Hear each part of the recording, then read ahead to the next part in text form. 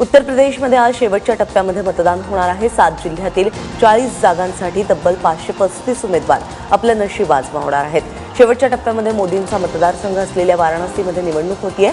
प्रचारासाठी मोदी तब्बल 3 दिवस वाराणसीमध्ये ठाण मांडून होते।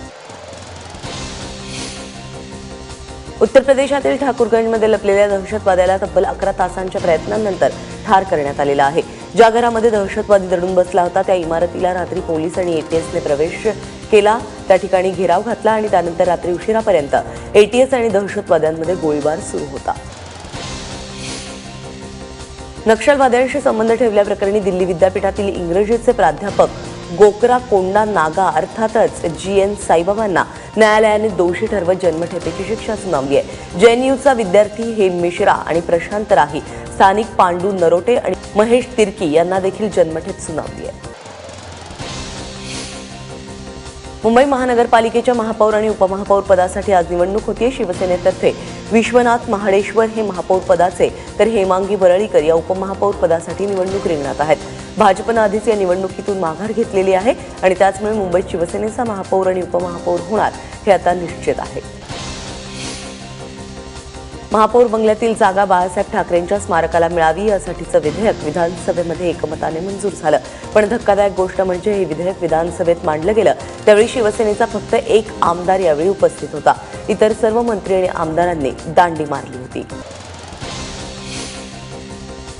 जिल्हा परिषदेच्या अध्यक्षपदाच्या निवडणुकीसंदर्भात रात्री भाजपच्या कोर कमिटीची बैठक झाली।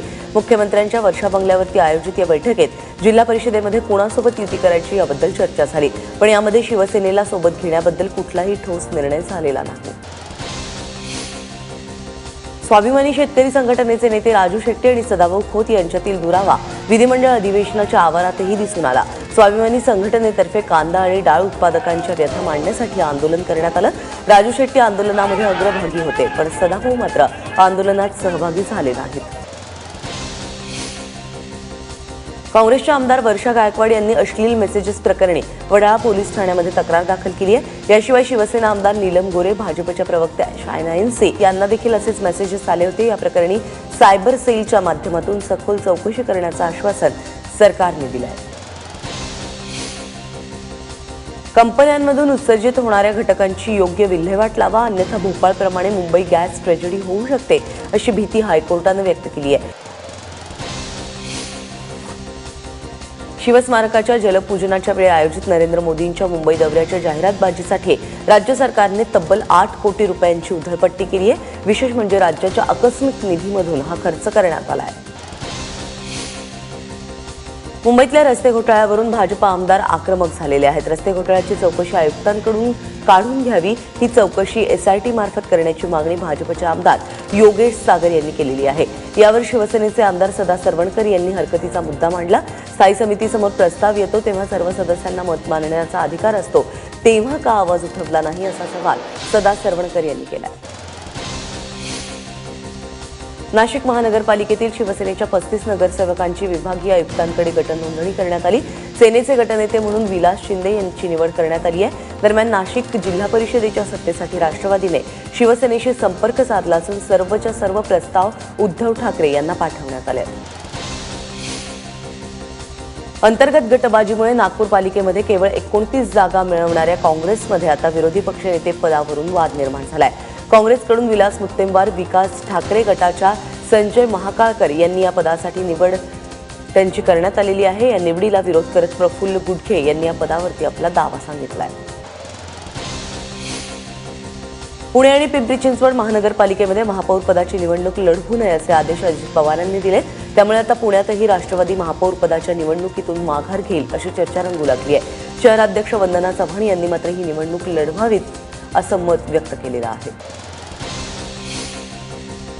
जळगावच्या मुक्ताईनगर तहसील कार्यालयामध्ये सामाजिक कार्यकर्त्या अंजली दमानिया आणि एकनाथ खडसेंचे स्वीय सहाय्यक योगेश कोलते यांच्यात बाचाबाची झाली। अंजली दमानिया जळगावच्या मुक्ताईनगरच्या तहसील कार्यालयामध्ये आलेल्या असताना ही बाचाबाची झाली।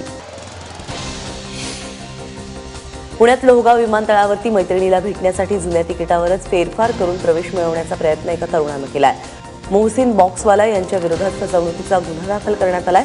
मोहसिन सीएची तयारी करत असून त्याची मैत्रीण पुणे मार्गे गोव्याला जात होती। 12वी बोर्डाच्या पेपरफुटी विरोधात काल आरपीआयच्या वतीने नवी मुंबईतील बोर्ड ऑफिस समोर आंदोलन करण्यात आलं। यावेळी पेपरफुटी प्रकरणातील मुख्य आरोपींना अटक करण्याची मागणी करण्यात आली। पेपरफुटी प्रकरणी पोलीस अद्यापही मुख्य सूत्रधारापर्यंत पोहोचू शकलेले नाहीत।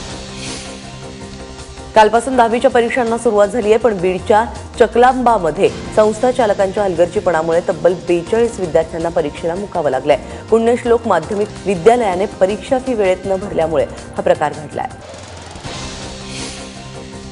मुंबईतल्या राणीच्या बागेतील पेंग्विन अखेर आपल्या हक्काच्या घरामध्ये म्हणजेच प्रदर्शनी कक्षामध्ये आलेले आहेत। त्यामुळे लवकरच आता ते मुंबईकरांना पाहायला मिळतील। या घरामध्ये पेंग्विनच्या जोड्या बनवण्यात आलेल्या आहेत, त्यांना नवीन नावं देखील देण्यात आली आहेत।